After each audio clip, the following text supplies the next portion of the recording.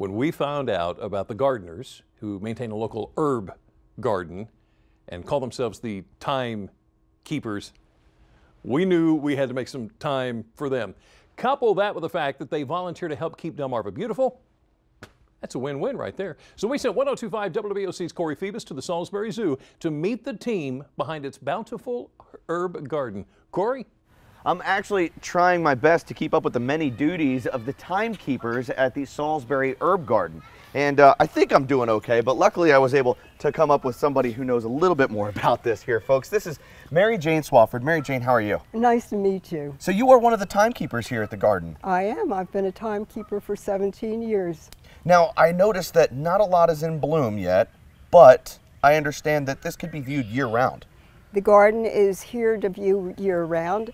Our annual herbs and many of our perennial herbs take a rest in the winter. They go down just like we do, or the animals do. Sure. And then you'll see the boxwoods, which are herbs surrounding the garden, are here to view all winter. And some of the mints are up all year long, along with some of our bay tree back there, and some of the others are here to view. Now, what benefit does this garden have to the zoo?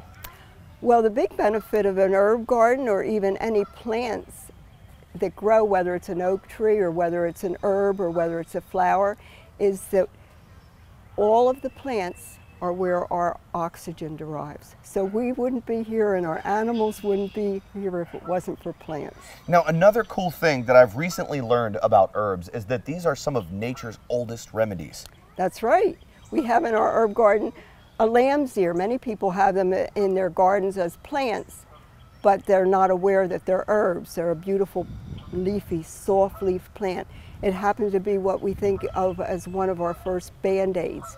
The leaf is very soft. It has both clotting properties in it, and it also has antiseptic properties, so that it not only heals the herb, but it clots the blood of any wound. Very neat. So, after looking at all of the herbs and knowing there's different times of the year that they bloom, is there a way that I could get into doing this at home? Yes, you can. But you said one word in there, and that was bloom.